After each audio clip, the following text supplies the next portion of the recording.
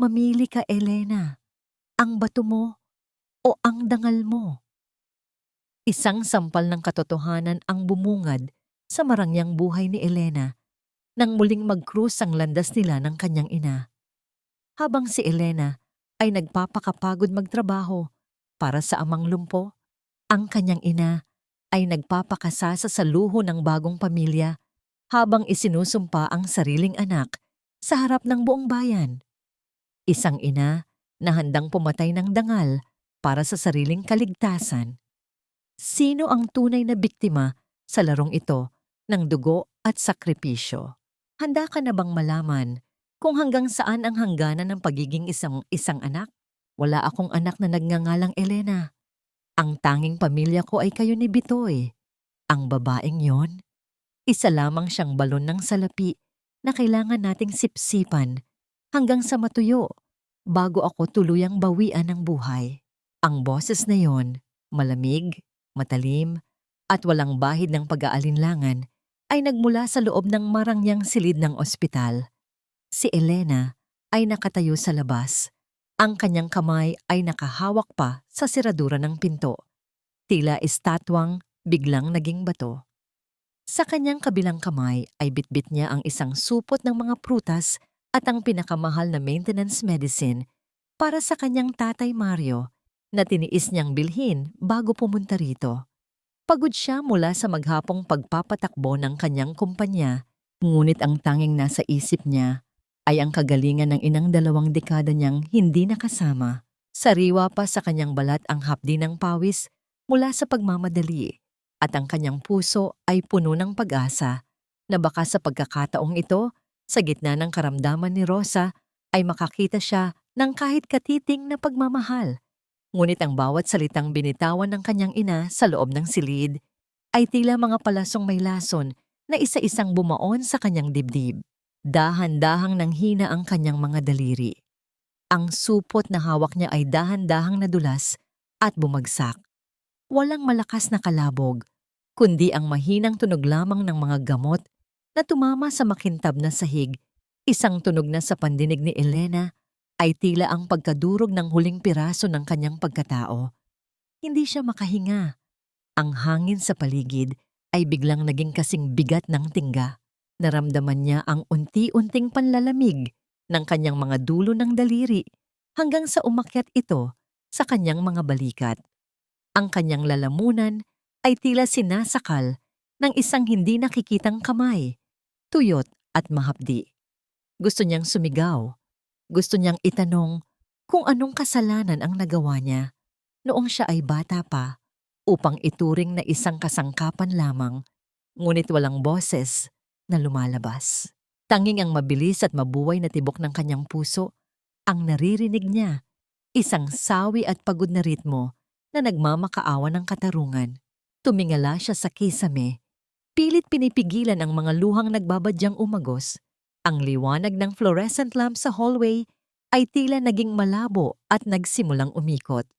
Ang lahat ng sakripisyo niya, ang mga gabing wala siyang tulog upang maging matagumpay na CEO, at ang bawat sentimong ipinapadala niya para sa pagpapagamot ni Rosa ay naging abo sa isang saglit. Isang tanong ang paulit-ulit na umalingaw-ngaw sa kanyang isipan, kasing pait ng apdo na nanunuot sa kanyang dila. Ito ba ang halaga ng dugong nananalatay sa aking mga ugat? Ito ba ang kabayaran sa pag-ibig na pilit kong binubuo sa loob ng 20 taong pangungulila? Sa harap ng pintong ito, sa pagitan ng marangyang buhay na binuo niya at ng kahindik-hindik na katotohanang naririnig niya, isang bagay lamang ang malinaw: si Elena ay muling naulila. Hindi dahil sa kamatayan, kundi dahil sa kasakiman ng babaeng nagbigay sa kanya ng buhay. Tingnan ninyo ang kalagayan ko. May anak akong milyonarya, CEO ng sarili niyang kumpanya, pero dito ako sa pampublikong ward naghihingalo. Tila ako basurang itinapon sa tabi ng daan pagkatapos niyang makuha ang lahat ng gusto niya. Ang boses ni Rosa ay gumaralgal, punong-puno ng pekeng pighati na sapat na upang pakitang tao na durugin ang puso ng sinumang makakarinig. Sa loob ng siksikang ward ng ospital, kung saan ang amoy ng gamot at kawalan ng pag-asa ay naghahalo, si Rosa ay nakaupo sa kanyang kama, may hawak na panyo at nakaharap sa isang cellphone na hawak ng kanyang anak na si Bitoy. Si Bitoy, na may suot na tila pagod na mukha, ay abala sa pag-anggulo ng kamera upang makuha ang pinakakaawa-awang hitsura ng kanilang ina. Sa labas ng pinto, si Elena ay nakatayo pa rin. Ang voucher para sa paglipat ni Rosa sa isang pribadong suite ay mahigpit na nakasakal sa kanyang palad.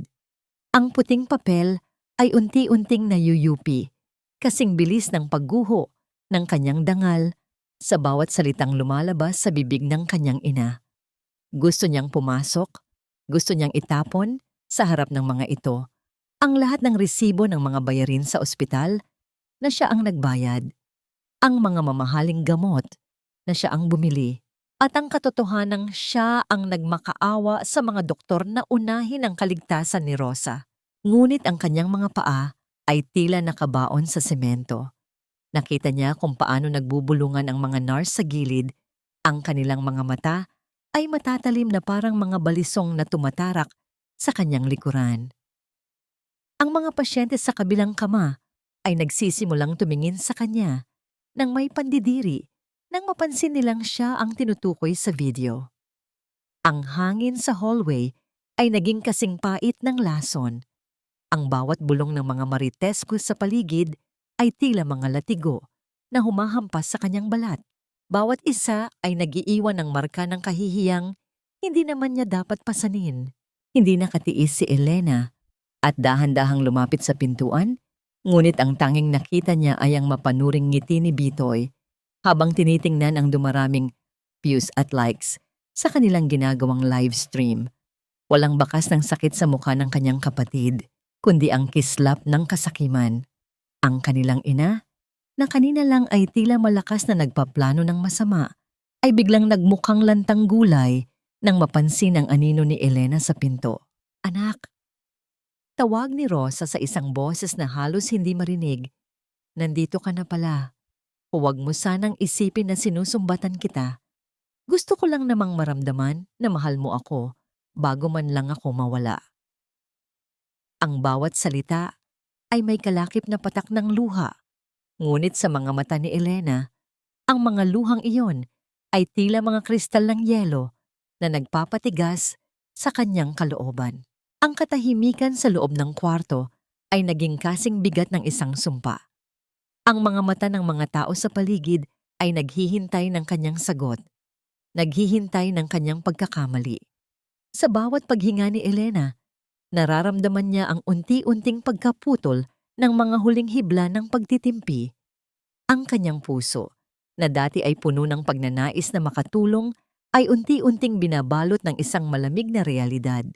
Ang utang na loob na palaging ipinupukol sa kanya ay hindi isang tulay, kundi isang tanikala, na ang layunin ay lunurin siya sa kailaliman ng kanilang mga kasinungalingan.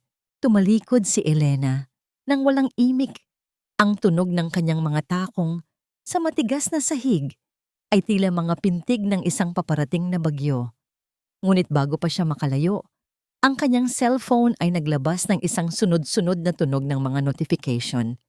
Sa kanyang pagtingin, ang mundo niya ay tuluyan ng yanig. Ang video ay kumalat na kasing bilis ng apoy sa tuyong damo. Ang pamagat ay kasing talim ng isang hatol ng kamatayan. Ang CEO na walang puso, hinayaang mamatay ang sariling ina sa public ward.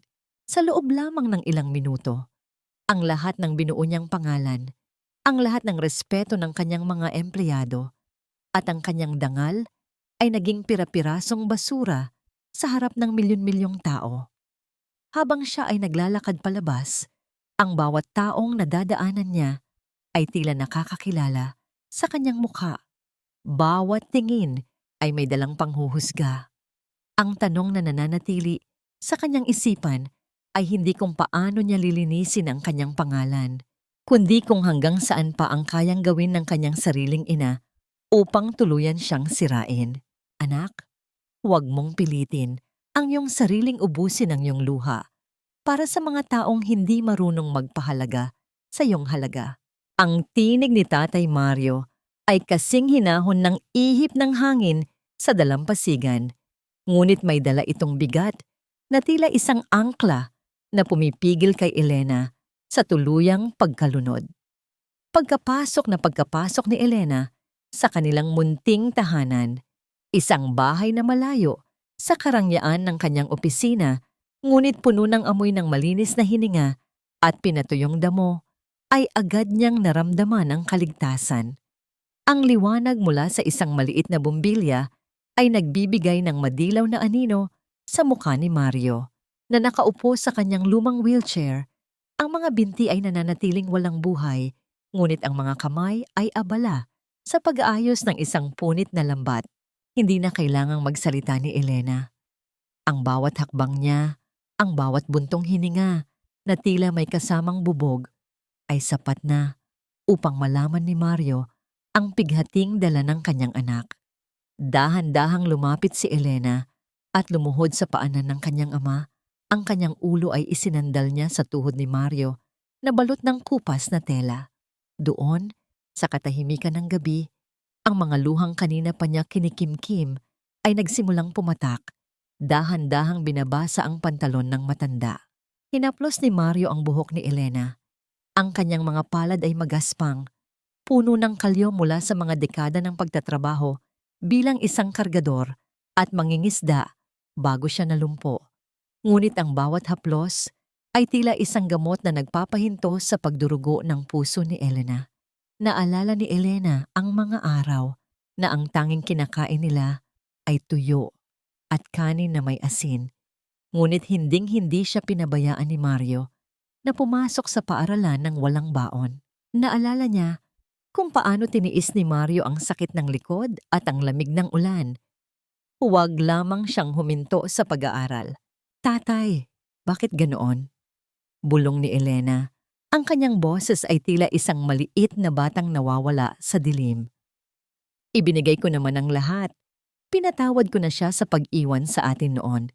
Pero bakit tila mas mahalaga pa sa kanya ang sirain ako kaysa sa mahalin ako? Napabuntong hininga si Mario. Ang kanyang mga mata ay tumingin sa malayo. Tila binabasa ang mga alaala ng nakaraan na puno ng pait. Ang pag-ibig ng isang tunay na magulang, Elena, ay hindi isang utang na dapat bayaran. Ito ay isang handog na kailangang panindigan. Ang iyong ina, nakalimutan niya na ang buhay mo ay hindi niya pag-aari. Ang dugong ibinigay niya sa iyo ay isang pagkakataon upang ikaw ay maging malaya, hindi upang ikaw ay maging alipin ng kanyang mga pagkakamali. Kumuha si Mario ng isang maliit na baso ng tubig sa tabi niya at iniabot ito kay Elena. Ang munting kilos na ito, ang pag-aalaga ng isang amang lumpo sa kanyang anak na milyonarya na nagpapatunay kung sino ang tunay na mayaman sa pag-ibig. Habang iniinom ni Elena ang tubig, naramdaman niya ang unti-unting pagbabalik ng kanyang lakas. Ang ingay ng social media, ang mga mapanghusgang tingin sa ospital, at ang laso ni Rosa ay tila unti-unting lumalayo. Ngunit ang katahimikan ay muling nabasag nang tumunog ang luma at sirang radyo sa sulok na nagbabalita pa rin tungkol sa kontrobersyal na video ni Rosa. Ang bawat salita ng announcer ay tila mga kuko na kumakalmot sa dingding ng kanilang payapang tahanan. Tumingin si Mario kay Elena. Ang kanyang mga mata ay puno ng isang mabigat na desisyon. Anak, simula ni Mario, ang kanyang boses ay naging seryoso. Nalaman ko mula sa kapitbahay na si Aling Nena na lumalala na raw ang sakit ni Rosa. At may isang bagay siyang sinabi sa akin na hindi mo pa alam. Isang lihim na itinago ni Rosa noong umalis siya 20 taon na ang nakalilipas. Isang lihim na maaaring magpabago sa tingin mo sa lahat ng nangyayari ngayon. Tumigil ang paghinga ni Elena. Ang tubig sa kanyang baso ay nagkaroon ng maliliit na alon dahil sa panginginig ng kanyang kamay. Sa gitna ng dilim at ng matanda nilang bahay, Ang isang bagong anino ng nakaraan ay nagsimulang magpakita, isang lihim na mas matindi pa kaysa sa anumang sakit sa bato. Ano iyon, Tay? Tanong ni Elena. Ang kanyang puso ay muling tumitibok ng mabilis, puno ng takot at kuryosidad. Tiningnan siya ni Mario nang may halong awa at lungkot. Hindi lamang pera ang dahilan kung bakit siya bumalik, Elena. At hindi lang din ang iyong bato ang tanging layunin niya. Walang hiya ka. Akala mo ba ay madadaan mo ako sa pananahimik mo? Binigyan kita ng buhay, Elena. Ang bawat patak ng dugo sa ugat mo ay sa akin nang galing. Kaya may karapatan akong bawiin ang kahit anong parte ng katawan mo para mabuhay ako. Ang boses ni Rosa ay umalingaw-ngaw sa loob ng pribadong silid, kasing talim ng isang itak na humihiwa sa hangin. Sa pagkakataong ito, wala na ang mga pekeng luha sa harap ng kamera, wala na ang maskara ng isang naghihingalong ina. Ang nakaharap ni Elena ay ang tunay na Rosa, isang babaeng ang puso ay nilamon na ng pagkamakasarili. Ang kanyang mga mata ay nanlilisik at ang kanyang mga daliri ay nakaturo sa mukha ni Elena. Nanginginig sa galit dahil sa pagtanggi ng kanyang anak. Si Elena ay nanatiling nakatayo sa gitna ng silid. Ang kanyang anyo ay tila isang matibay na kuta sa gitna ng nagngangalit na bagyo. Ang bawat mura at sumpa ni Rosa ay tila mga bato na ipinupukol sa kanya, ngunit hindi siya natitinag. Sa kanyang isipan, naririnig pa rin niya ang boses ni Tatay Mario kagabi tungkol sa lihim ni Rosa. Ang katotohanang ang pagbabalik ng kanyang ina ay hindi lamang dahil sa sakit, kundi dahil sa isang malaking pagkakautang ni Bitoy sa mga masasamang tao sa kanilang probinsya, at ang bato ni Elena ang tanging paraan upang mabayaran ang kaligtasan ng paboritong anak ni Rosa. Ibinigay mo ang buhay ko, Nanay Rosa. Simula ni Elena, ang kanyang boses ay mababa ngunit puno ng awtoridad na nagpatahimik sa silid. Ibinigay mo ang buhay ko, pero iniwan mo ako sa putikan. Si Tatay Mario ang nagpulot sa akin. Siya ang nagturo sa akin kung paano lumakad ng matuwid habang ikaw ay tumatakbo palayo kasama ang ibang lalaki. Ang katawan ko? Hindi mo ito pag-aari. Ang bawat selula ng pagkatao ko ay binuo ng pagmamahal ni Tatay, hindi ng kapabayaan mo. Huwag mong banggitin ang pangalan ng lumpong yan sa harap ko. Sigaw ni Rosa, sabay dampot ng isang baso ng tubig sa gilid ng kanyang kama. Sa isang mabilis na galaw, itinapon niya ang laman nito sa mukha ni Elena. Ang malamig na tubig ay dumaloy sa mukha ni Elena, pumasok sa kanyang mga mata at nabasa ang kanyang mamahaling blazer. Hindi kumurap si Elena. Hinayaan niyang pumatak ang tubig mula sa kanyang baba, tila isang binyag ng katotohanan. Sa halip na magalit, isang mapait na ngiti ang sumilay sa kanyang mga labi. Ang sandali kung saan ang biktima ay hindi na natatakot sa kanyang nang-aapi. Kinuha ni Elena ang kanyang panyo at dahan-dahang pinunasan ang kanyang mukha. Ang bawat galaw ay puno ng dignidad. Ganyan ka ba kadesperada, Nanay? Tanong ni Elena habang maingat na tinutupi ang panyo. Ganyan ka ba katakot mamatay kaya handa mong patayin ang dangal ng sarili mong anak? O baka naman, takot kang malaman ko ang totoo? Na hindi lang ang buhay mo ang inaalala mo, kundi ang utang ni Bitoy na hindi niyo mabayaran. Biglang namutla si Rosa. Ang kanyang mga labi ay nanginig at ang kanyang paningin ay umiwas. Sa gilid ng silid, si Bitoy na kanina ay nakangisi ay biglang naging balisa. Ang kanyang mga kamay ay pumasok sa kanyang mga bulsa at nagsimulang maglakad-lakad nang walang patutunguhan. Ang katahimikan sa loob ng silid ay naging kasing bigat ng isang hatol. Ano ang sinasabi mo? Nautal na tanong ni Rosa. Anong utang? Huwag kang gumagawa ng kwento para lang takasan ang obligasyon mo sa akin. Lumapit si Elena ng isang hakbang. Sapat na upang maramdaman ni Rosa ang lamig ng kanyang presensya. Alam ko ang lahat, Rosa. Alam ko na kaya ka bumalik ay dahil nangako ka sa mga pinagkakautangan ni Bitoy na ibebenta mo ang bato ko sa black market para makuha ang malaking halaga. Hindi mo kailangan ng donor para mabuhay.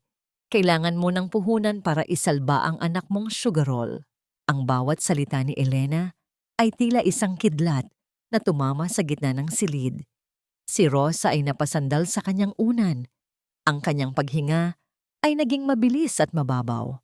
Ang kanyang plano ay nabisto. Ang kanyang paghihingalo ay isang entablado lamang para sa isang mas malaking krimen. Wala kang mapapatunayan. Bulong ni Rosa, ngunit ang kanyang boses ay wala na ring lakas. Hindi ko kailangang magpatunay sa'yo, sagot ni Elena habang naglalakad patungo sa pinto.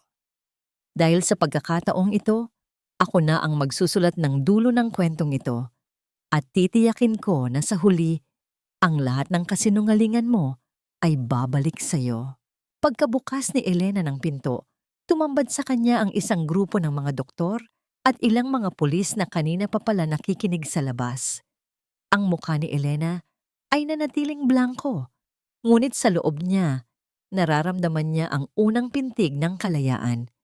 Ngunit bago pa siya makahakbang palabas, isang malakas na tunog ng pagbagsak ng kung anong gamit ang narinig mula sa loob ng silid, kasunod ng isang matinis na tili ni Bitoy.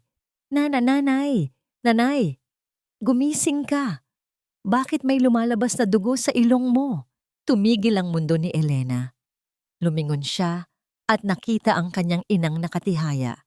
Ang mukha ay kasing puti ng papel at ang pulang likido ay dahan-dahang umaagos mula sa ilong nito patungo sa puting kumot. Isang tunay na krisis o isa na namang madugong palaba? Bitoy, nasaan ang resibo ng mga gamot na ipinabili ko sa iyo kanina? Bakit hindi pa dumarating ang mga vial para sa dialysis ng nanay mo? Ang tanong ni Elena ay kasing lamig ng hanging lumalabas sa luma at maingay na aircon ng ospital matapos ang kaguluhan kanina kung saan napatunayang ang pagdurugo ang ilong ni Rosa ay dulot lamang ng matinding alta presyon at hindi dahil sa malalang komplikasyon ay tila bumalik ang lahat sa dati. Si Rosa ay mahimbing na natutulog dahil sa sedative, habang si Bitoy ay kampanteng nakaupo sa silya sa tabi ng kama, ang kanyang mga mata ay nakapikit at ang isang mamahaling headphone ay nakatakip sa kanyang mga tainga. Dahan-dahang iminulat ni Bitoy ang kanyang mga mata. Walang bakas ng pag-aalala, walang bakas ng puyat. Isang mapang-asar na ngiti ang sumilay sa kanyang mga labi. Ang uri ng nangiting, tila nagsasabing, alam niyang siya ang paborito, kaya wala siyang dapat ikatakot. Ang kanyang mga paa, nasuot ang isang bagong-bagong sapatos na tatakdayuhan, ay nakapatong pa sa gilid ng kama ng kanyang ina. Ate naman, masyado kang mainit, sagot ni Bitoy habang dahan-dahang tinatanggal ang headphone. Ibinigay ko na sa pharmacy ang pera, sabi nila. Baka bukas pa darating ang stock. Huwag mo akong itulad sa'yo na parang robot kong magtrabaho. Tao rin ako, napapagod. Tumingin si Elena sa paanan ng kanyang kapatid. Ang sapatos na yon ay nagkakahalaga ng higit sa 10,000 piso. Halos katumbas ng halagang ibinigay niya kay Bitoy kaninang umaga para sa mga kailangang gamot ni Rosa. Isang matinding kirot ang gumuhit sa dibdib ni Elena, hindi dahil sa perang nawala, kundi dahil sa kawalan ng puso ng lalaking ito para sa sarili nilang ina. Bitoy, tignan mo ako sa mga mata. Utos ni Elena, ang kanyang boses ay nanginginig sa kinalalamiyang galit. Iyong sapatos na suot mo, nasaan ang lumang tsinelas mo na suot mo kanina? At huwag mo akong subukang lokohin dahil alam ko ang presyo ng luho mo. Tumayo si Bitoy, ang kanyang mukha ay biglang nagbago. Mula sa pagiging mapang-asar, patungo sa pagiging agresibo, na nagpapakita ng lamat sa pagitan ng dalawang magkapatid. Ang isa ay binuo ng pagsisikap, ang isa naman ay sinira ng labis na pagpapalayaw. Humakbang siya palapit kay Elena, sapat na upang maramdaman ni Elena ang amoy ng sigarilyo at alak sa hininga nito. Anong ngayon kung bumili ako ng sapatos? Singal ni Bitoy. Nararapat lang naman sa akin ito, di ba? Habang ikaw ay nagpapakasasa sa aircon ng opisina mo, ako ang nagtitiyagang mag-alaga rito sa ospital. Ako ang nakikinig sa mga reklamo ni nanay. Bayad ko ito sa pagod ko, ate. At saka, marami ka namang pera, di ba? Kayang-kaya mong palitan ng perang yon sa isang pitik lang ng mga daliri mo. Sa isang iglap, tila nagdilim ang paningin ni Elena. Hindi na niya napigilan ang kanyang kamay. Isang malakas na sampal ang dumapo sa pisngi ni Bitoy. Ang tunog ng palad na tumama sa balat ay gumuho sa katahimikan ng gabi. Kasing sakit ng katotohanang kahit kailan ay hindi magiging sapat ang lahat ng ibibigay niya. Napatitig si Bitoy kay Elena. Ang kanyang kamay ay nakahawak sa kanyang namumulang pisngi. Ang kanyang mga mata ay punong-puno ng puot. Sa tingin mo ba ay dahil CEO ka na, may karapatan ka nang saktan ako? Sa mata ni nanay, wala kang kwenta. Kahit anong gawin mo, ako pa rin ang ginto sa buhay niya. At ikaw? Ikaw ay bato lang na ginagamit namin para makatawid sa hirap. Tumalikod si Bitoy at mabilis na lumabas ng silid. Iniwan si Elena na nanginginig sa gitna ng dilim. Ang bawat salita ni Bitoy ay tila mga pako na ibinaon sa kanyang kaluluwa. Tumingin si Elena sa kanyang inang mahimbing na natutulog. Naalala niya kung paano siya palaging isinasantabi ni Rosa nung bata pa siya. Kung paano laging ang pinakamalaking piraso ng ulam ay napupunta kay Bitoy. At kung paano siya palaging sinisisi sa bawat pagkakamali ng kanyang kapatid. Dahan-dahang lumapit si Elena sa bintana ng ospital. Mula sa itaas, nakita niya si Bitoy sa parking lot. Ngunit sa halip na umuwi, nakita niyang may kinausap itong dalawang lalaking nakasuot ng itim na jacket at may mga takip sa mukha. Nakita ni Elena ang palitan ng mga pakete at ang mabilis na pag-abot ng pera. Ang kanyang puso ay tila tumigil sa pagtibok. Hindi lamang sugal ang kinahuhumalingan ni Bitoy. May mas malalim at mas mapanganib na mundong pinapasok ang paboritong anak ni Rosa. Sa ilalim ng malamig na liwanag ng buwan, isang panibagong panganib ang nagbabadyang lumamon sa kanilang pamilya. Isang tanong ang naglaro sa isipan ni Elena. Ililigtas pa ba niya ang kapatid na siyang sumisira sa kanya? O hahayaan na niyang lamunin ito ng sarili nitong kadiliman? At paano kung ang panganib na ito ay hindi lamang kay Bitoy, kundi pati na rin sa kaligtasan ni Tatay Mario? Ma'am Elena, huwag niyo sanang mamasamain, pero hindi kami pwedeng magkaroon ng leader na tinatawag na halimaw ng sarili niyang ina sa harap ng buong bansa. Ang mga salitang yon mula kay Mr. Santiago, ang pinakamalaking investor ng kanyang kumpanya, ay tila mga malamig na patak ng ulan na unti-unting pumapatay sa apoy ng pag-asa ni Elena. Nakaupo siya sa kanyang malawak na opisina. Ang sulyap ay nakatuon sa malaking bintana kung saan tanaw ang mga naglalakihang gusali ng Makati. Ngunit ang pakiramdam niya ay tila nakakulong siya sa isang masikip at madilim na selda. Ang bawat sulok ng silid na dati ay simbolo ng kanyang tagumpay. Ngayon ay tila saksi sa kanyang unti-unting pagbagsak. Dahan-dahang ibinaba ni Elena ang kanyang panulat. Ang panginginig ng kanyang mga daliri ay pilit niyang itinatago sa ilalim ng mesa. Ang kanyang mga kuko ay binaon niya sa sariling palad upang maramdaman ang sakit. Isang paalala, nagising siya at hindi ito isang masamang panaginip. Ang mga empleyado sa labas ng kanyang glass wall ay kunwari ay abala. Ngunit alam ni Elena na ang bawat sulyap nila ay puno ng kuryosidad at panghuhusga. Ang bulong-bulungan sa pantry ay mas malakas pa sa tunog ng mga printer at computer sa paligid. Santiago, alam mo ang katotohanan. Mahinahon, ngunit may pait na sagot ni Elena. Ang video na yon ay isang scripted na palabas. I am doing everything I can for her medical bills. Why is my personal family drama affecting our stocks this much? Umiling ang matanda. Ang kanyang muka ay walang bakas ng awa. In this country, Elena, image is everything. Filipinos value family more than profit. Kapag ang publiko ay naniwala na masama kang anak, wala nang gustong bumili ng produkto mo. They see you as a heartless CEO, and that is a poison to our brand. Nang lumabas si Mr. Santiago, naiwang mag-isa si Elena sa gitna ng katahimikan. Ang kanyang puso ay tila isang tuyong dahon na madaling mabuhay sa bawat bugso ng hangin. Kinuha niya ang kanyang cellphone at muling nakita ang mga komento sa viral video. Sana mamatay na ang babaeng yan. Pera lang ang mahal niya, hindi ang ina niya. Bawat salita ay tila isang latigo na humahampas sa kanyang kaluluwa. Sa gitna ng kanyang pighati, isang mahinang katok ang narinig sa pinto. Pumasok si Aling Maria, ang matandang janitress, na matagal na niyang kilala. May dala itong isang baso ng mainit na tsaa at isang maliit na platitong may pandesal. Sa gitna ng kanyang madilim na araw, ang simpleng pagkalinga mula sa isang taong walang hinihintay na kapalit. Ma'am Elena, uminom muna kayo. Malambing na sabi ni Aling Maria. Huwag niyo silang pakinggan. Ang Diyos ay nakakakita sa dilim at alam niya ang laman ng puso niyo.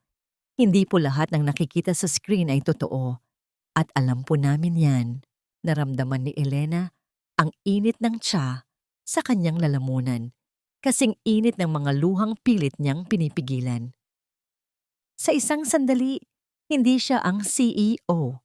Siya ay isang anak lamang na pagod na sa pakikipaglaban sa mundong hindi siya kayang unawain. Ngunit ang sandaling iyon ng kapayapaan ay biglang nyanig ng isang malakas na ingay mula sa lobi ng gusali. Ang tunog ng mga nagtatalo at ang sigaw ng mga security guard ay umabot hanggang sa kanyang palapag. Mabilis na tumayo si Elena at lumabas. Sa gitna ng lobby, nakita niya si Bitoy. Ang kanyang mukha ay puno ng pasa at ang kanyang polo ay punit-punit. Kasunod niya ang dalawang lalaking nakasuot ng itim na jacket. Ang mga lalaking nakita ni Elena sa parking lot kagabi. Ate! Ate, tulungan mo ako! Sigaw ni Bitoy habang pilit na kumakawala sa hawak ng mga lalaki. Sabi ko sa inyo, marami siyang pera. Siya ang magbabayad ng utang ko. Ate, parang awa mo na. Papatayin nila ako. Ang lahat ng mata ng kanyang mga empleyado ay nakatitig ngayon sa kanila. Ang kahihiyan ay tuluyan ng lumampas sa kanyang pamilya at pumasok sa kanyang kumpanya. Ngunit ang higit na ikinagimbal ni Elena ay ang hawak ng isa sa mga lalaki, isang itim na envelope na may pangalan ni Tatay Mario. Miss Elena, hindi kami narito para makipag-away. Sabi ng isang lalaki sa malamig na boses. May kontrata kaming hawak at kung hindi mababayaran ang utang ng kapatid mo bago lumubog ang araw, baka ang amang lumpo mo ang sumunod na maospital o baka mas malala pa. Ang bawat salita ay tila isang hatol ng kamatayan. Ang takot na kanina ay nakatuon lamang sa kanyang career ay biglang naging takot para sa buhay ng tanging taong nagmamahal sa kanya. Ang mundo ni Elena ay muling uminog. Ngunit sa pagkakataong ito, ang taya ay hindi na lamang ang kanyang bato o ang kanyang pera, kundi ang buhay ng kanyang tatay Mario. Hindi lahat ng sugat ay nakikita, lalo na ang mga sugat na gawa ng mga papel na puno ng kasinungalingan. Ang mga daliri ni Elena ay nanginginig habang hawak niya ang Manila envelope na nakuha niya mula sa isang nursing aide na palihim niyang binayaran. Madilim na ang paligid ng ospital, tanging ang malamlam na liwanag mula sa mga poste sa parking lot ang nagbibigay ng anino sa kanyang mukha. Ang bawat pahina ng dokumento ay tila may dalang kuryente na nagpapakaba sa kanyang dibdib. Habang binabasa niya ang mga terminong medikal, ang kanyang puso ay tila isang tambol na mabilis ang pagtibok. Ngunit ang bawat pintig ay punong-puno ng takot at pag-asa. Kaninang umaga, matapos ang pananakot ng mga tauhan ng pautangan, napagtanto ni Elena na hindi matatapos ang gulo kung mananatili siyang biktima. Kailangan niyang lumaban gamit ang katotohanan. Isang matinding hinala ang bumuo sa kanyang isipan nang maalala niya ang kakaibang kislap sa mga mata ni Bitoy noong huling beses silang magkausap tungkol sa operasyon ni Rosa. Sa ilalim ng liwanag ng kanyang flashlight, natagpuan niya ang hinahanap. Isang pahina na naglalaman ng cross-matching result para sa donor compatibility. Ang pangalang nakasulat sa itaas ay hindi sa kanya, kundi kay Bitoy. Ang mga salitang highly compatible ay nakasulat sa malalaking letra, tila isang sigaw na bumibingi sa kanyang pandinig. Naramdaman ni Elena ang unti-unting pagtulo ng kanyang luha, hindi dahil sa lungkot, kundi dahil sa tindi ng pagtatraidor. Ang kanyang kapatid, ang paboritong anak ni Rosa, ay isang perfect match para sa kanilang ina. Ngunit sa kabila nito, pinili nilang itago ang katotohanan. Pinili nilang palabasin na si Elena lamang ang tanging pag-asa upang pilitin siyang sumuko at makuha ang kanyang pera habang nananatiling ligtas at buo ang katawan ni Bitoy. Ang hayop na iyon. Bulong ni Elena, ang kanyang boses ay tila galing sa ilalim ng lupa. Ang kanyang galit ay hindi na lamang isang apoy. Ito ay naging isang nagbabagang bakal na nagpapatigas sa kanyang kalooban. Isinandal niya ang kanyang ulo sa manibela ng sasakyan. Ang lamig ng leather ay naging hudyat ng kanyang panibagong desisyon. Dahan-dahan niyang inayos ang kanyang sarili at nagmaneho patungo sa bahay ni Tatay Mario. Pagdating niya, nakita niya ang matanda na mahimbing na natutulog. Ang mukha ay payapa sa kabila ng lahat ng banta. Nang gabing ito, ang sandali kung saan tiningnan ni Elena ang kanyang amang lumpo at nangako sa sarili na hinding-hindi na niya hahayaang maging biktima silang dalawa. Kumuha siya ng kumot at dahan-dahang itinakip sa paanan ni Mario. Ang kanyang haplos ay puno ng pangako ng proteksyon, ngunit ang katahimikan ay muling nabasag nang makita ni Elena ang isang piraso ng papel na nakasingit sa ilalim ng unan ni Mario. Kinuha niya ito at binasa. Ito ay isang sulat kamay na kasunduan. May pirma ni Rosa at ng isang hindi kilalang tao. Ang nakasulat doon ay mas matindi pa sa anumang medical record. Bilang kabayaran sa utang ni Bitoy, ibinibigay ko ang karapatan sa lupang kinatitirikan ng bahay ni Mario sa oras na mamatay siya o hindi mabayaran ng utang sa takdang panahon. Ang bawat salita ay tila isang saksak sa likod ni Elena. Hindi lamang ang kanyang bato ang gustong kunin ni Rosa, kundi pati na rin ang tanging bahay at dignidad ni Tatay Mario. Ang lahat ay isang malaking laro para sa kanila, at ang kanilang buhay ang taya. Tumayo si Elena. Ang kanyang mga mata ay nanlilisik sa dilim. Hindi na sapat ang umiyak, hindi na sapat ang magmakaawa. Kinuha niya ang kanyang cellphone at tinawagan ang kanyang pinakapinagkakatiwalaang abogado at isang kaibigang mamamahayag. Makinig kayo. Simula ni Elena, ang kanyang boses ay malamig at walang bahid ng pag-aalinlangan. Mayroon akong ebidensya na gigimbal sa buong bansa at sisiguraduhin ko na sa pagkakataong ito, walang sino mang makakaligtas sa puot ng isang anak na itinapon at ginamit. Ngunit habang nagsasalita siya, napansin niya ang isang anino sa labas ng bintana. Isang pulang ilaw mula sa isang maliit na kamera ang kumikislap mula sa madilim na bahagi ng kanilang bakuran. May nagmamanman sa kanya, may nakikinig. At bago pa siya makakilos, isang malakas na tunog ng mabilis na pag-alis ng motorsiklo ang narinig mula sa labas. Ang bawat paghiling ng isang bata ay tila isang bituin sa langit. Ngunit para kay Elena, ang mga bituing iyon ay isa-isang naglaho sa gitna ng usok ng litson at ingay ng banda sa baryo. Tila bumalik ang kanyang gunita, 20 taon na ang nakalilipas. Ang paligid ay puno ng makukulay na banderitas na sumasayaw sa ihip ng hanging amoy dagat. Fiesta noon, sa kanilang munting nayon, isang araw na dapat ay puno ng katuwaan at pagsasama-sama. Ngunit para sa 10 taong gulang na si Elena, Ang ingay ng mga nagtatawa ng tao sa labas ay tila isang malabong bulong lamang kumpara sa kabog ng kanyang dibdib habang nakatayo siya sa pintuan ng kanilang dampa. Hawak ni Elena ang isang maliit na kwintas na gawa sa mga tuyong bulaklak, isang munting regalo na pinaghirapan niyang buuin para sa kanyang nanay Rosa. Ngunit ang nakita niya sa loob ng kwarto ay hindi ang mukha ng isang inang handang magdiwang. Nakita niya si Rosa na mabilis na nagsisilid ng mga damit sa isang lumang maleta. Ang mga mata ni Rosa ay hindi nakatingin sa kanya, kundi sa isang lalaking naghihintay sa labas ng bintana, nakasandal sa isang kumikinang na sasakyan na tila hindi kabilang sa kanilang maralitang pamumuhay.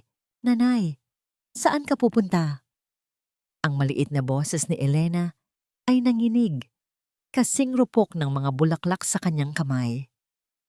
"Piyesta po ngayon. Di ba kakain tayo ng kakanin ni Tatay Mario?" Lumingon si Rosa, ngunit walang bakas ng lambing sa kanyang mga mata. "Elena, makinig ka. Ang buhay dito ay parang isang bitag.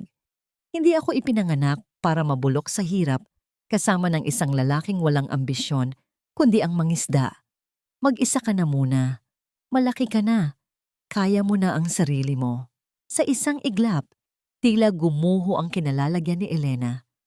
Nang tangkaing hawakan ng bata ang laylayan ng baro ng kanyang ina, isang mabilis na pag-iwas ang ginawa ni Rosa. Lumabas si Rosa at sumakay sa sasakyan. Ang tunog ng makina na bumubuga ng maitim na usok ay tila ungol ng isang halimaw na lumalamon sa kinabukasan ni Elena. Tumakbo ang bata, hinabol ang sasakyang unti-unting lumalayo. Sa maalikabok na daan, ang kanyang maliliit na paa ay nasusugatan sa mga matutulis na bato, ngunit wala siyang pakialam. "Nanay! Nanay, huwag mo akong iwan!"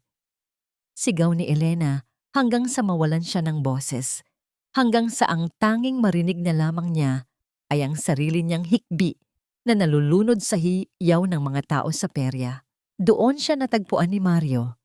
Ang langit na kanina ay asul ay biglang nagdilim at ang ulan ay nagsimulang pumatak, hindi bilang isang pagpapala, kundi bilang mga luhang nakikisimpatiya sa bata. Ang bawat patak ng tubig sa tuyong lupa ay lumilikha ng putik na kumakapit sa puting bestida ni Elena. Nakita ni Mario ang bata na nanginginig sa ilalim ng isang punong mangga. Yakap-yakap ang sariling tuhod habang ang kwintas na bulaklak ay durog-durog na sa kanyang palad. Ng kanilang nakaraan, ang sandaling lumuhod si Mario sa putikan, hindi alintana ang basang damit, at niyakap ng mahigpit ang batang itinakwil ng sariling dugo. Binuhat ni Mario si Elena. Ang kanyang mga braso ay tila naging isang kuta na walang sino mang makakagiba.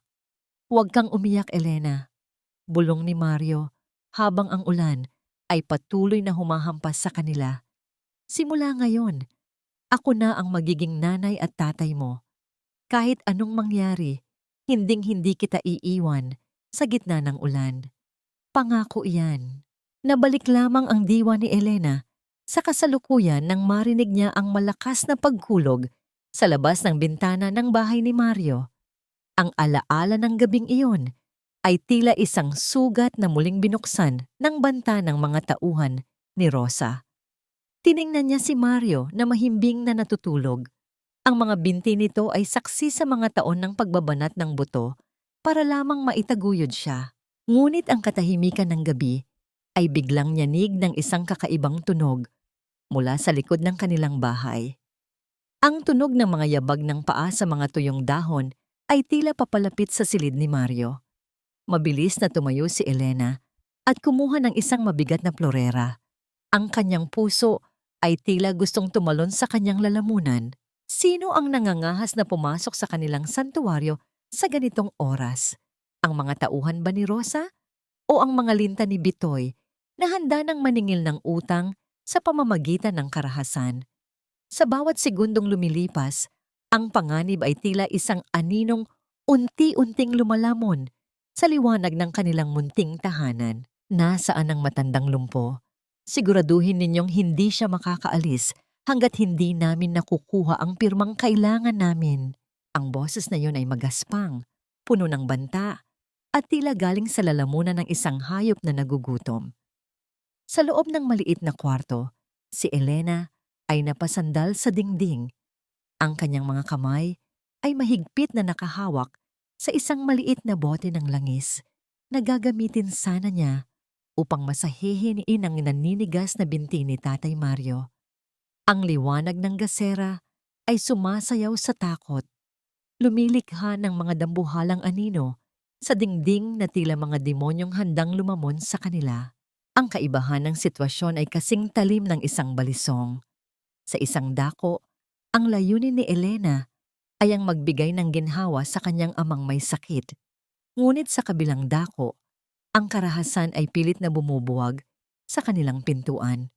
Ang tunog ng mga kahoy na pilit na binabaklas at ang marahas na pagtulak sa pinto ay umalingaw-ngaw sa kabuuan ng kanilang dampa.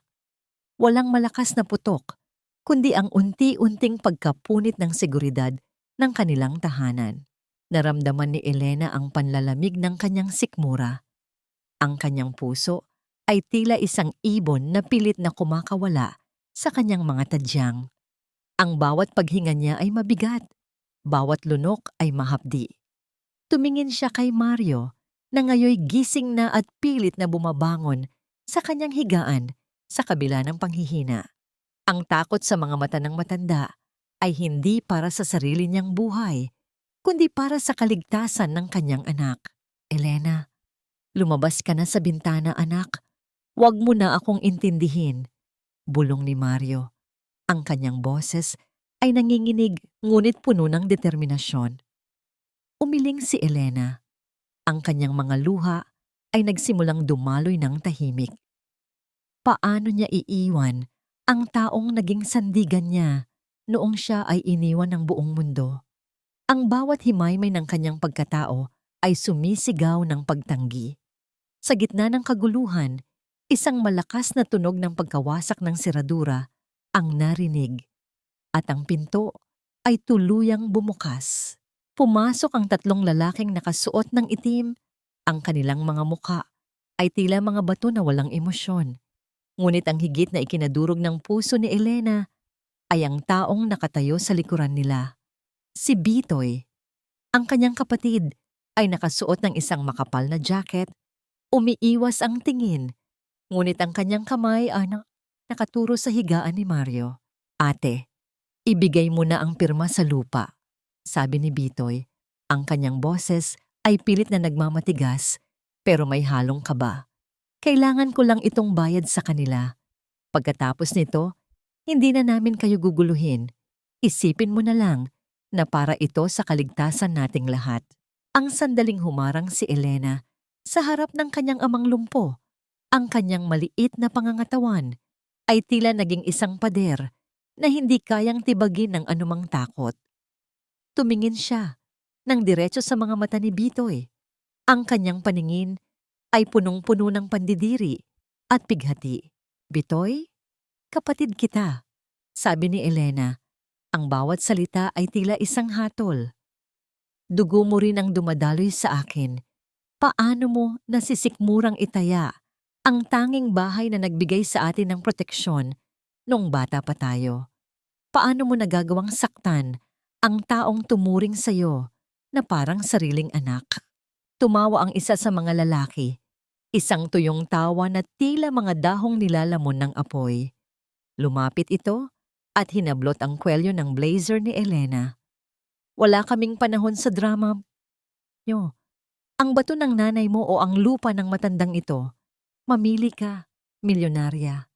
Oras na para magbayad ang pamilya nyo sa mga atraso ng kapatid mo. Sa gitna ng tensyon, napansin ng isa sa mga lalaki ang envelope na may mga medical records na hawak ni Elena kanina. Mabilis niya itong hinablot at binasa. Ang kanyang mukha ay biglang nagbago at isang nakakalokong nangiti ang sumilay sa kanyang mga labi habang tinitingnan si Bitoy. Aba, Bitoy, mukhang may hindi ka sinasabi sa amin, sabi ng lalaki habang iwinawagayway ang dokumento. Sabi mo ay kailangan nyo ng pera para sa operasyon dahil walang match na donor? Pero dito sa papel na ito, nakasulat na ikaw ang perpektong donor para sa nanay mo. Ibig sabihin, balak nyo lang talagang perahan ng kapatid mo at itago ang katayuan mo. Ang bawat salita ay tila isang bomba na sumabog sa loob ng kwarto. Ang mukha ni Bitoy ay naging kasing puti ng abo. Ang lihim na pilit nilang itinago ni Rosa ay nasa kamay na ng mga taong pinakakinatatakutan nila. Sa isang sandali, ang lahat ng plano ay nagulo. Ang mga lalaki ay nagsimulang tumingin kay Bitoy nang may panganib at si Elena ay naramdaman ang isang kakaibang pagkakataon sa gitna ng panganib. Ngunit bago pa man makapagsalita si Elena, isang malakas na sigaw ng paghingi ng saklolo ang narinig mula sa labas ng bahay, kasunod ng liwanag ng mga flashlight ng mga pulis at ang tunog ng mabilis na pagtakbo ng maraming tao. Ang lahat ay tila naging isang malaking gulo.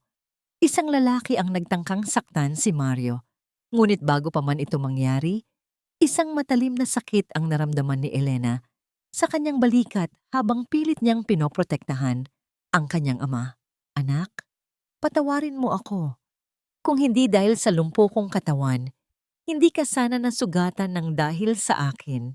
Ang tinig ni Tatay Mario ay basag, puno ng pait at pagsisisi habang pinagmamasdan niya ang puting benda sa balikat ni Elena. Sa loob ng maliit na klinika, ang amoy ng alkohol at malamig na hangin galing sa electric fan ay tila nagpapatindi sa katahimikan ng gabi.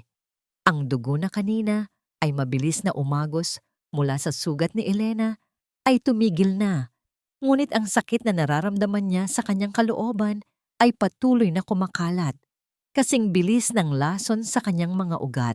Sapo ni Mario ang kamay ng kanyang anak. Ang kanyang mga mata ay basang-basa ng luha. Ang sandali kung saan ang isang amang walang kayamanang maibibigay ay gumagamit ng kanyang natitirang lakas upang punasan ang pawis at dumi sa mukha ng kanyang anak gamit ang isang lumang panyo.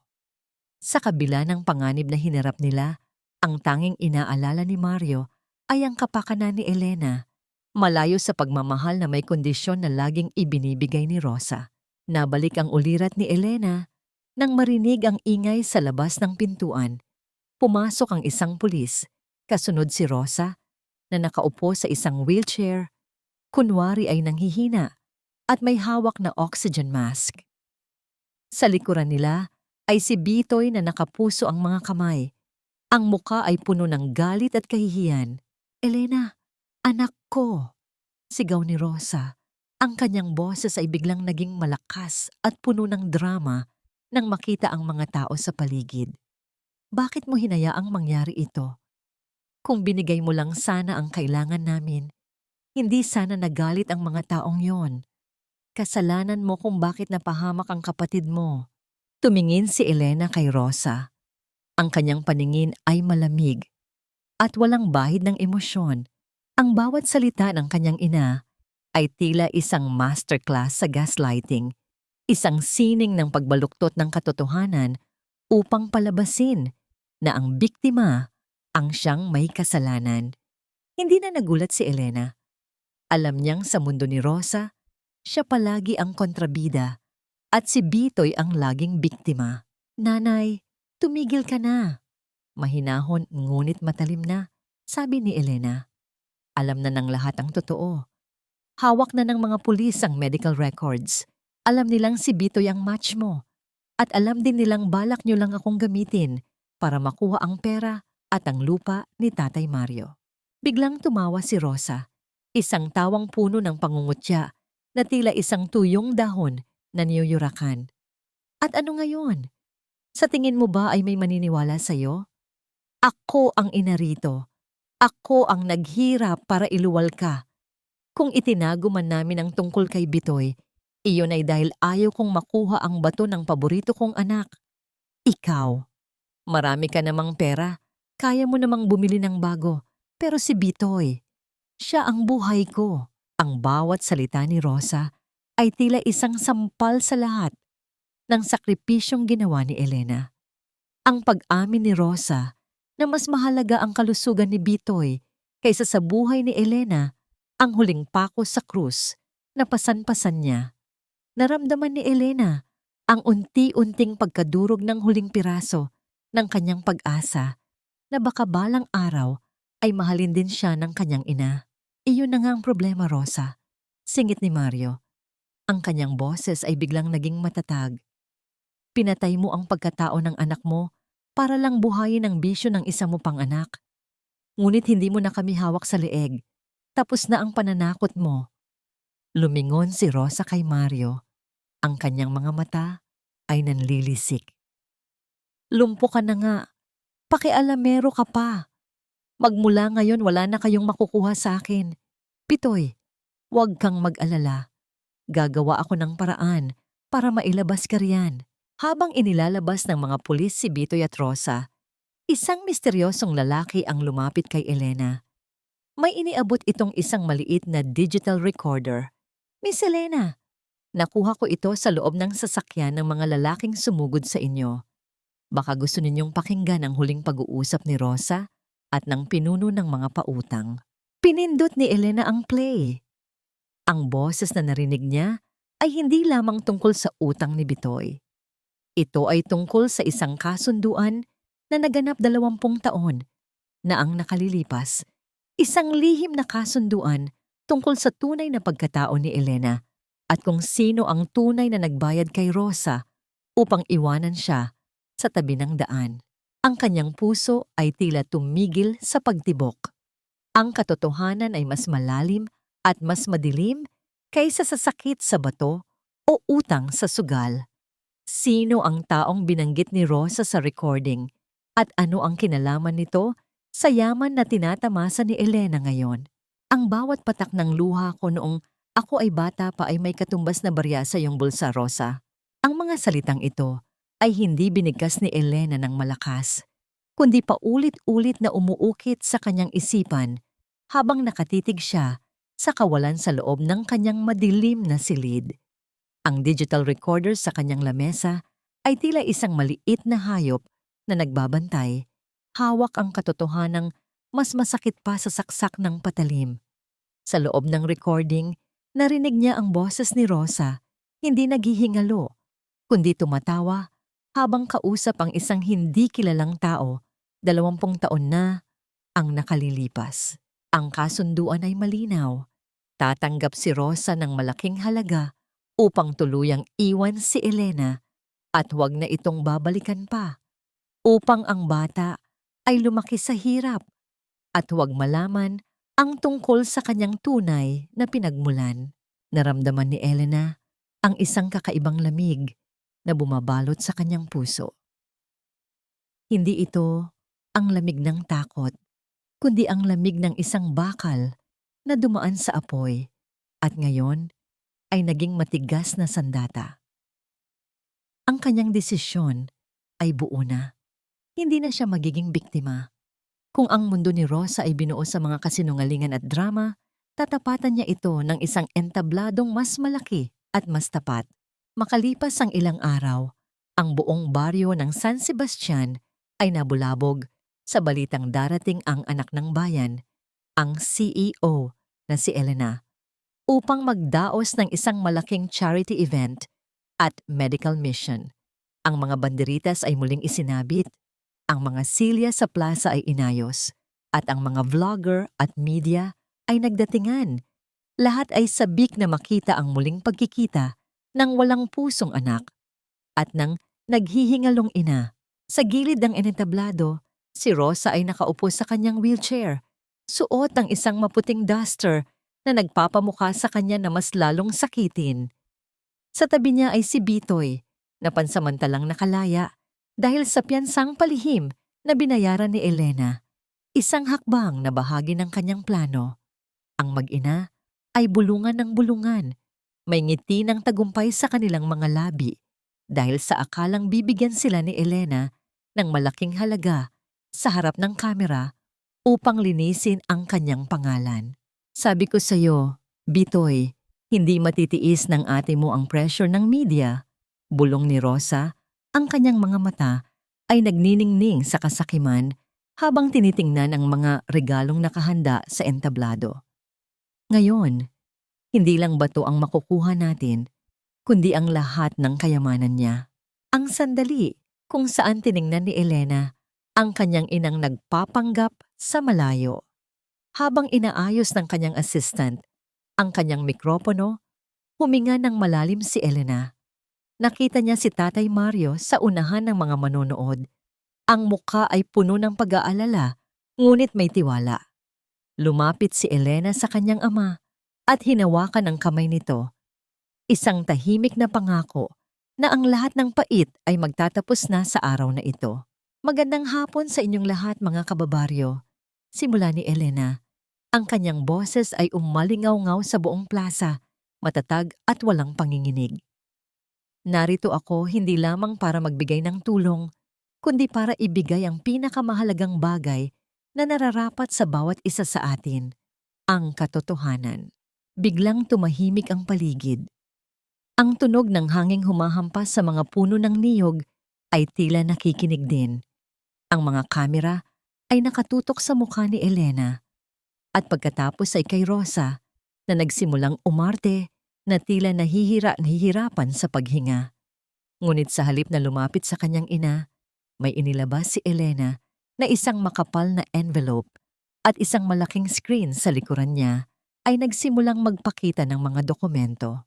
Ang unang dokumento ay ang tunay na medical record ni Bitoy na nagpapakitang siya ang perfect match para sa kanyang ina. Ang bulungan sa plaza ay naging kasing ingay ng mga bubuyog. Nakita ni Elena kung paano uunti-unting naglaho ang ngiti ni Rosa at pinalitan ito ng isang ekspresyong puno ng takot. Ang aking ina ay may sakit. Totoo iyon. Patuloy ni Elena. Habang ang bawat hakbang niya palapit sa kanyang ina ay tila isang hatol. Ngunit ang mas malalang sakit na dala niya ay hindi ang kanyang bato, kundi ang kanyang puso na nilamon ng kasakiman. Isang video ang biglang nag-play sa screen. Ang video kung saan nag-uusap sina Rosa at Bitoy tungkol sa pagbebenta ng bato ni Elena at ang pagkuha sa lupa ni Mario. Ang boses ni Rosa na nagsasabing, "Itatapon na natin ulit ang babaeng iyan," ay narinig ng buong baryo. Ang katahimikan na sumunod ay nakakabingi. Ang mga taong dati ay sumasali sa pambabatikos kay Elena ay ngayon nakatingin kay Rosa nang may matinding pandidiri. Si Rosa ay napasandal sa kanyang wheelchair. Ang kanyang mukha ay kasing puti ng kanyang suot na duster. Ngunit hindi pa doon nagtatapos si Elena. "May isa pa akong gustong ipakita sa inyo," sabi niya, habang ang kanyang mga mata ay nakatitig ng diretso sa nangangatog na si Rosa. Isang lihim na itinago ng babaeng ito sa loob ng 20 taon. Sa sandaling iyon, isang lalaking nakasuit ang pumasok sa plaza. Ito ang abogado ni Elena. At may dala itong isang lumang dokumento ng pag-aampon at isang DNA result na hindi pa nakikita ng sinuman. Ang tunog ng mga yabag ng lalaki sa semento ay tila mga pintig ng tadhana na papalapit ng papalapit. "Rosa, handa ka na bang malaman ng lahat kung sino talaga ang tunay na magulang ko?" Tanong ni Elena. Ang kanyang boses ay naging kasing lalamig ng yelo. "Ang bawat pintig ng puso ko ay isang saksi sa krimeng ginawa mo 20 taon na ang nakalilipas. Ang dugong nananalatay sa aking mga ugat ay hindi kailanman nanggaling sa isang pusong kasing itim ng sayo, Rosa." Ang boses ni Elena ay hindi sumisigaw, ngunit ang bawat salita ay tila isang malakas na hampas ng kampana na bumabasag sa katahimikan ng buong plaza. Ang hangin ay tila tumigil sa pag-ihip at ang libu-libong mga mata ng mga taga San Sebastian ay nakapako sa entablado. Ang mga vlogger na kanina ay maingay ay tila naging mga estatwa. Ang kanilang mga kamera ay nanginginig habang kinukunan ng mukha ni Rosa na unti-unting nagbabago mula sa pagiging maputla patungo sa isang anyo ng matinding kilabot. Dahan-dahang itinaas ni Elena ang isang piraso ng papel, ang DNA test result na nagmula sa pinakaprestihiyosong laboratorio sa bansa. Ang tunog ng papel na nalalamukot sa kanyang nanginginig na kamay ay tila isang babala ng paparating na unos. Ito ang katotohanang pilit mong ibinaon sa limot, patuloy ni Elena habang ang kanyang mga mata ay nanunuot sa kaluluwa ni Rosa. Hindi ako ang iyong anak. Ako ay isang sanggol na ninakaw mo mula sa isang pamilyang handang ibigay ang lahat para sa akin. Ipinagpalit mo ang aking buhay sa isang maliit na halaga ng pera upang mabuhay ka sa luho kasama ang lalaking kalaunan ay naging ama ni Bitoy. Ang hiyawan ng mga tao ay tila isang malaking alon na humampas sa entablado. Ang double shock ay tuluyan ng bumaon sa puso ng madla. Hindi lamang tinalikuran ni Rosa ang kanyang obligasyon bilang ina, kundi isa rin pala siyang kriminal na nagnakaw ng kinabukasan ng isang inosenteng bata. Kasalanan mo ang lahat! Sigaw ni Rosa. Ang kanyang wheelchair ay mabilis niyang naitulak paabante habang ang kanyang mukha ay nanlilisik sa galit. Wala na ang maskara ng sakit. Wala na ang oxygen mask. Kung hindi dahil sa akin, baka sa basurahan ka lang pinulot. Ako ang nagpalaki sa iyo. Ako ang nagbigay sa iyo ng pangalan. Utang mo sa akin ang bawat hininga mo. Tumawa si Elena. Isang tawang puno ng pait na nagmula sa kailaliman ng kanyang pagkatao. Utang? Ang tanging utang ko sa iyo, Rosa, ay ang bawat sugat sa aking puso na itinuring kong palamuti sa loob ng 2 dekada. Pero tapos na ang paniningil mo. Lumingon si Elena kay Bitoy, na ngayoy pilit na nagtatago sa likod ng mga security guard. At ikaw, Bitoy, alam mo ang lahat. Alam mong hindi tayo magkapatid, pero hinayaan mong sipsipan ako ng pera. Hinayaan mong maging alipin ako ng iyong mga bisyo habang ikaw ay nagpapakasasa sa paghihirap ko. Ang sandaling lumapit si Tatay Mario sa gitna ng entablado gamit ang kanyang wheelchair. Hindi siya tumingin kay Rosa ng may galit, kundi tumingin siya kay Elena ng may wagas na pagmamahal. Hinawakan ni Mario ang kamay ni Elena at doon, sa harap ng buong mundo, ang isang amang hindi kadugo ay nagpakita ng tunay na kahulugan ng pamilya. Elena, anak ko, bulong ni Mario. Ang kanyang boses ay nanginginig ngunit abot sa lahat. Hindi man tayo magkadugo. Ikaw ang tanging kayamanang ipinagkaloob sa akin ng langit. Hindi mahalaga kung saan ka nanggaling. Dahil sa puso ko, ikaw ang tunay kong anak.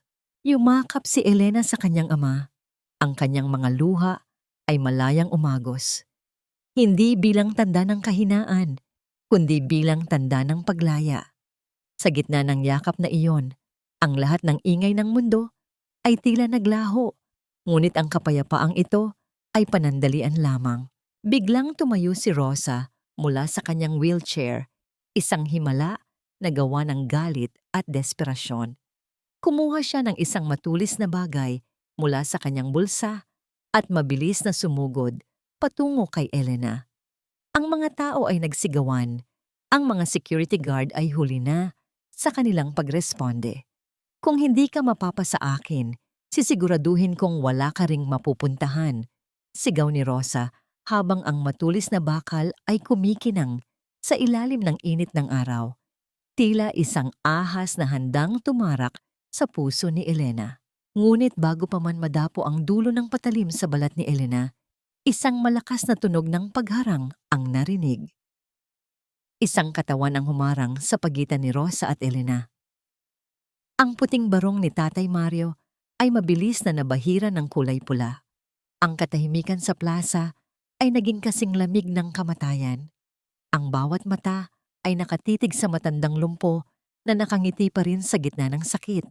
Habang si Rosa ay nakatayo pa rin, ang kanyang kamay ay nanginginig sa hawak na duguang sandata. Ay ka, anak, ayos ka lang ba? Ang mahalaga, ligtas ka. Hayaan mo na ang sugat na ito. Sanay naman ang katawan ko sa sakit. Ang boses ni Tatay Mario ay tila isang marupok na sinulid na anumang sandali ay mapuputol. Ngunit ang lalim ng pagmamahal dito ay sapat na upang payapain ang nagngangalit na mundo sa paligid ni Elena. Sa gitna ng dugo ang entablado, si Elena ay nakaluhod. Ang kanyang mga kamay ay mahigpit na nakadiin sa sugat sa tagiliran ng kanyang ama. Ang mainit at malapot na likido ay mabilis na bumabara sa pagitan ng kanyang mga daliri. Kasing bilis ng pag-agos ng kanyang mga luha na hindi na niya mapigilan.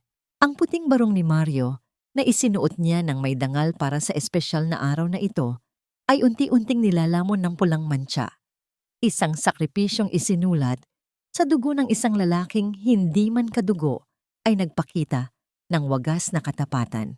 Nararamdaman ni Elena ang unti-unting pagbigat ng katawan ni Mario sa kanyang mga bisig.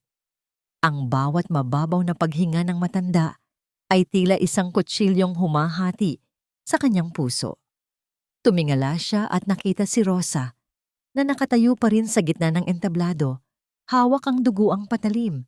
Ang mukha ni Rosa ay hindi nagpapakita ng pagsisisi, kundi ng isang ligaw na takot. Takot ng isang mandaragit na ngayon ay nakulong na sa sarili niyang bitag. Ang kanyang pagtayo ng tuwid na walang bakas ng sakit sa bato o panghihina ay ang huling ebidensyang kailangan ng buong bayan upang makita ang kanyang huwad na pagkatao. Ang katahimikan ng plaza ay nabasag ng sabay-sabay na pagkilos ng mga tao. Ang tunog ng mga yabag ng mga pulis na mabilis na umaakyat sa entablado ay umalingaw-ngaw kasing bigat ng hatol ng tadhana. Mabilis nilang dinakma si Rosa na nagsimulang magsisigaw at magwala. Pilit na kumakawala sa mga bakal na posas na ngayon ay nakakapit sa kanyang mga manipis na pulso. Si Bitoy naman, sa kanyang pagnanais na makatakas, ay hinarang ng mga galit na taga-baryo. Ang kanyang mukha ay puno ng takot, habang napagtatanto niyang wala na siyang matatakbuhan. Naramdaman ni Elena ang panginginig ng kanyang buong katawan. Ang kanyang paningin ay nagsimulang lumabo dahil sa kapal ng kanyang mga luha. Sa kanyang isipan, ang bawat alaala ng paghihirap ni Mario para sa kanya ay muling nagbalik. Ang mga gabing hindi ito kumakain para lamang mabusog siya, ang mga araw na tiniis nito ang pangungutya ng iba para lamang makapagtapos siya. At ngayon, heto ang kanyang ama, nakahandusay at nag-aagaw buhay dahil sa pagprotekta sa kanya mula sa babaeng nagbenta sa kanya noong sanggol pa lamang siya. Ang sandali kung saan dinala ni Elena ang kamay ni Mario sa kanyang pisngi, hindi alintana ang dugo. Ipinikit niya ang kanyang mga mata at bumulong ng isang panalangin na nagmumula sa kailaliman ng kanyang kaluluwa. Sa gitna ng kaguluhan, ang tanging mahalaga sa kanya ay ang init ng palad ng kanyang ama, ang tanging init na nagparamdam sa kanya na siya ay may tahanan. Tatay, huwag mo akong iiwan. Pakiusap, lumaban ka. Hikbi ni Elena. Ang kanyang boses ay naging isang pagsusumamo na bumasag sa puso ng mga nakikinig. Kakasimula pa lang nating bumuo ng bagong buhay. Marami pa tayong pupuntahan. Pakiusap. Tay, mabilis na dumating ang mga medik at isinakay si Mario sa ambulansya. Sumama si Elena. Ang kanyang mga damit ay puno ng dugo. Ang kanyang ayos ay malayo sa imahe ng isang makapangyarihang CEO. Sa loob ng tumatakbong sasakyan, habang ang tunog ng sirena ay tila isang malungkot na awit sa gitna ng kalsada, hinawakan ni Elena ang isang maliit na krus na nakasabit sa leeg ni Mario. Ngunit sa gitna ng biyahe, tumunog ang cellphone ni Elena. Isang hindi kilalang numero ang tumatawag. Sa kanyang pag-aalinlangan, sinagot niya ito. Isang boses ng isang matandang babae, mahina at tila galing sa malayo. Ang narinig niya sa kabilang linya. Elena, ang tunay mong ina ay buhay pa. At siya ay matagal nang naghihintay sa iyong pagbabalik. Ang nangyari sa entablado ay simula pa lamang ng pagbabayad ng utang ng pamilya ni Rosa. Nanigas ang buong katawan ni Elena. Ang telepono ay tila naging kasing init ng baga sa kanyang kamay. Sino ang babaeng ito? At paano niya nalaman ang tungkol sa nangyari sa plaza? Sa ilalim ng malamlam na ilaw ng ambulansya, tiningnan ni Elena ang kanyang amang si Mario na pilit na humihinga sa tulong ng oxygen mask. Ang misteryo ng kanyang pagkatao ay tila isang malalim na balon na wala pang hangganan.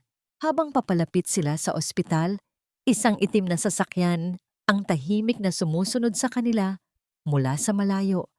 Ang mga bintana nito ay madilim at walang ipinapakitang anino. Ang labanan para sa katarungan ay tapos na, ngunit ang labanan para sa katotohanan ay tila nagsisimula pa lamang. Ang bawat bahid ng dugo sa aking damit ay tila isang mapa ng mga taon ng aking pagdurusa, isang paalala na ang pag-ibig ay hindi lamang nasusukat sa tamis, kundi sa lalim ng sugat na handa nating tanggapin para sa isa't isa. Si Elena ay nakaupo sa isang malamig na silya sa labas ng intensive care unit. Ang bawat segundo ay tila isang dambuhalang oras na bumibitay sa kanyang pag-asa. Ang amoy ng antiseptic at ang malamlam na puting liwanag ng ospital ay nagbibigay ng isang nakakalunod na pakiramdam.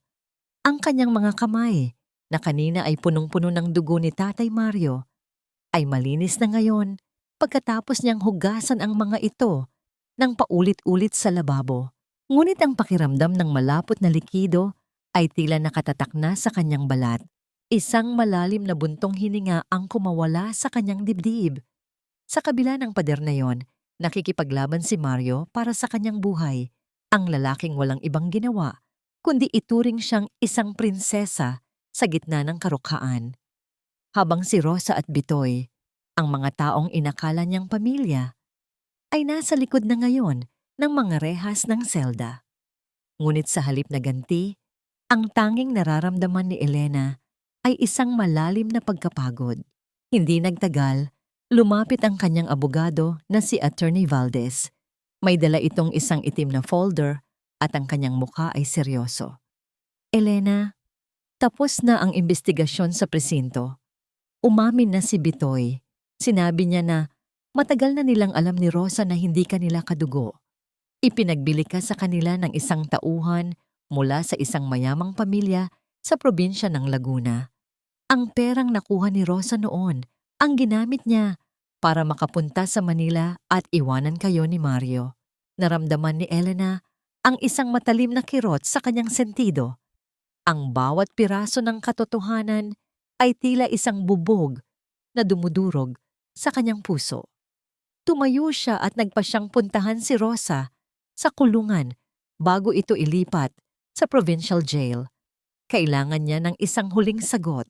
Sa loob ng madilim at mabahong selda, nakita ni Elena si Rosa.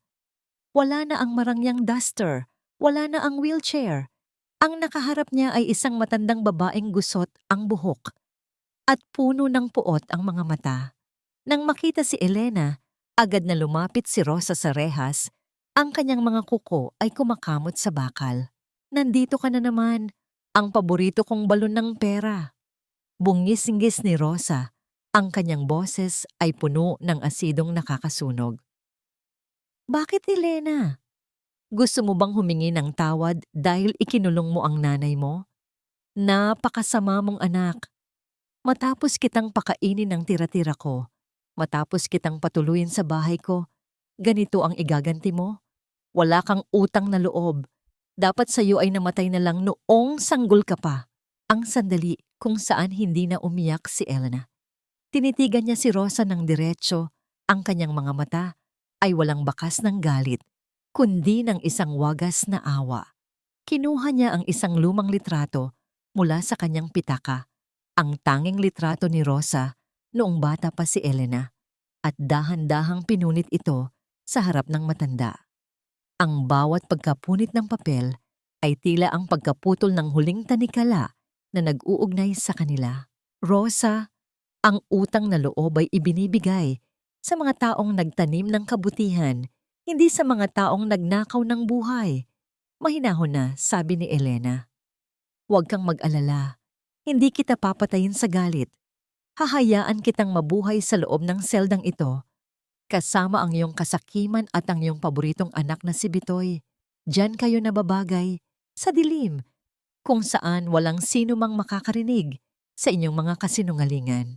Tumalikod si Elena habang ang mga sigaw at sumpaan ni Rosa ay umaalingaw sa pasilyo ng presinto. Ang tunog ng pagpihit ng susi sa bakal na pinto ay tila isang huling tuldok sa isang madilim na kabanata ng kanyang buhay. Pagbalik niya sa ospital, isang hindi inaasahang balita ang sumalubong sa kanya. Ang doktor ni Mario ay lumabas mula sa ICU. May dalang balitang nagpabilis sa tibok ng puso ni Elena. Stable na ang kanyang kondisyon, Miss Elena. Isang himala na ang saksak ay hindi tumama sa anumang vital organ. Maaari mo na siyang makausap. Mabilis na pumasok si Elena. Nakita niya si Mario, dilat ang mga mata at may mahinang nanangiti. Ngunit bago pa makapagsalita si Elena, may itinuro si Mario sa gilid ng kanyang kama. Doon, nakatayo ang isang matandang babae na may suot na mamahaling perlas at isang eleganteng itim na terno. Ang kanyang mga mata ay kamukhang kamukha ng kay Elena. Elena, bulong ng babae. Ang kanyang boses ay nanginginig sa matinding emosyon. 20 taon kitang hinanap. Ang akala ko ay wala ka na. Ang akala ko ay kinuha ka na ng tadhana sa akin. Tumigil ang mundo ni Elena. Tumingin siya kay Mario at dahan-dahang tumango ang matanda. Ang misteryosong babaeng ito ay hindi lamang isang estranghero. Siya ang tunay na ina ni Elena, ang babaeng matagal nang ninakawan ng kanyang anak. Ngunit ang saya ay panandalian lamang nang mapansin ni Elena ang isang grupo ng mga armadong lalaki na pumasok sa labi ng ospital. Hinahanap ang silid ni Mario. Ang itim na sasakyang sumusunod sa kanila kanina ay hindi pala para sa proteksyon, kundi para sa pagtatapos ng isang lihim na hindi pa lubos na nabubunyag. Ang tunay na kaaway ay hindi si Rosa, kundi ang taong nag-utos na nakawin si Elena noon. Isang taong nasa loob mismo ng pamilya ng kanyang tunay na ina. "Takbo, Elena! Dalhin mo ang anak natin palayo rito!" Sigaw ng matandang babae habang ang tunog ng mabilis na pagtakbo ng mga sapatos sa labas ng silid ay papalapit ng papalapit. Ang huling laban ng isang api ay hindi idinadaan sa dahas, kundi sa lakas ng katotohanang matagal nang ibinaon sa ilalim ng lupa upang muling magbunga ng katarungan. Ang boses ni Elena ay matatag. Walang bakas ng takot. Kahit na ang mga armadong lalaki ay nasa pintuan na ng silid ni Tatay Mario. Sa likod niya, ang kanyang tunay na ina, si Doña Amparo, ay nanginginig ang mga kamay habang nakahawak sa balikat ni Elena. Ngunit sa pagkakataong ito, si Elena ay hindi na ang batang hinabol ang sasakyan sa gitna ng ulan. Siya na ang CEO na natutong magpatakbo ng sariling tadhana. Ang kanyang mga mata ay nagniningning sa determinasyon, tila mga bituing tumatanglaw sa gitna ng pinakamadilim na gabi. Ang tunog ng mabilis na paglapit ng mga yabag sa pasilyo ay tila pintig ng isang paparating na hatol. Ngunit bago pa makapasok ang mga lalaki, isang pangkat ng mga pulis at ang sariling security force ni Elena ang humarang sa kanila. Ang pagpasok ng katarungan ay hindi naging maingay, kundi isang mabilis at planadong pagkilos. Ang mga armadong lalaki ay napilitang ibaba ang kanilang mga balikat nang makitang wala na silang matatakbuhan. Sa likuran nila, lumitaw ang kanyang tiyuhin, si Ricardo, ang kapatid ni Doña Amparo, na siyang nag-utos na nakawin si Elena. 20 taon na ang nakalilipas upang makuha ang buong mana ng pamilya. "Tapos na ang laro, Tito Ricardo," sabi ni Elena. Ang kanyang boses ay malamig at puno ng pait. "Ang lahat ng dokumentong nag-uugnay sa iyo kay Rosa at sa pagkawala ko ay nasa kamay na ng awtoridad. Ang kasakimang itinanim mo ay ngayon mo na aanihin." Ang sandali kung saan tiningnan ni Elena ang kanyang tiyuhin, hindi nang may puot, kundi nang may matinding pandidiri. Nakita niya kung paano gumuho ang mundo ng isang taong naniwalang ang pera ay mas mahalaga kaysa sa dugo.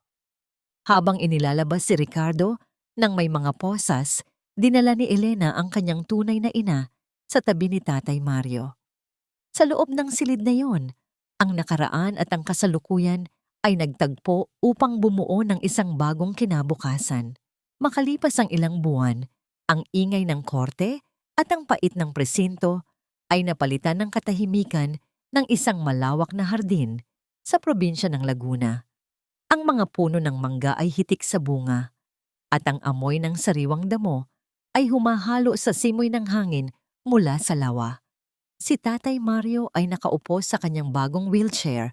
Ang kanyang mukha ay maaliwalas at puno ng kulay. Sa tabi niya ay si Doña Amparo, na ngayon ay tinuring na ring kapatid ni Mario dahil sa kanilang parehong pagmamahal kay Elena. Nabalitaan ni Elena na si Rosa at Bitoy ay nahatulan na ng habambuhay na pagkabilanggo dahil sa kidnapping at tangkang pagpatay. Walang dumadalaw sa kanila. Ang kanilang mundo ay naging kasing pait ng mga kasinungalingang kanilang binuo. Ngunit para kay Elena, ang paghihiganti ay hindi na mahalaga. Ang tunay na tagumpay ay ang makita ang kanyang dalawang magulang na masayang nagtatawanan habang pinapanood ang paglubog ng araw. Anak, salamat sa pagpapatawad sa akin, bulong ni Doña Amparo habang hinahawakan ang kamay ni Elena. Salamat, dahil binigyan mo ako ng pagkakataong maging ina mo muli. Ngumiti si Elena at hinawakan din ang kamay ni Tatay Mario. Tay, Amparo, kayong dalawa ang nagturo sa akin na ang pamilya ay hindi lamang tungkol sa DNA. Ito ay tungkol sa mga taong handang manatili sa tabi mo kahit na ang buong mundo ay nakatalikod na. Kayo ang aking lakas at kayo ang aking tahanan. Sa huling sandali ng kabanatang ito, tumanaw si Elena sa malayo. Nakita niya ang isang batang babae sa dulo ng hardin na naglalaro, malaya at walang takot. Iyon ang imahe ng kanyang sarili na sa wakas ay nakalaya na sa mga tinik ng nakaraan. Ang sugat sa kanyang puso ay naroon pa rin bilang pilat, ngunit hindi na ito masakit. Ito ay isang paalala na siya ay nakaligtas, na siya ay lumaban, at na siya ay karapat-dapat sa kaligayahang tinatamasa niya ngayon. Ang gabi ay dahan-dahang dumarating, ngunit sa pagkakataong ito, hindi na ito nakakatakot. Ang bawat bituin sa langit ay tila sumasagisag sa mga taong nagmahal sa kanya ng wagas.